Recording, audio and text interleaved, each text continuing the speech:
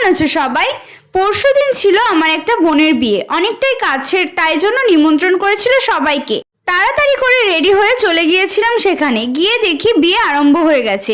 সেই ফাঁকে গিয়েছিলাম স্টার্টারের দিকে। স্টার্টারে ছিল চিকেন টিক্কা, পনিরের কোনো একটা আইটেম, কফি, ফুচকা, এত কিছু। তারপরে স্টার্টার খাওয়ার পরে আমি এসে দেখি সিঁদুরদান পর্ব আরম্ভ হয়ে গেছে। সিঁদুরদান দেখার পরে চলে গিয়েছিলাম ভুরি ভোজে, কারণ রাতও বাড়ছিল, লোকও বাড়ছিল।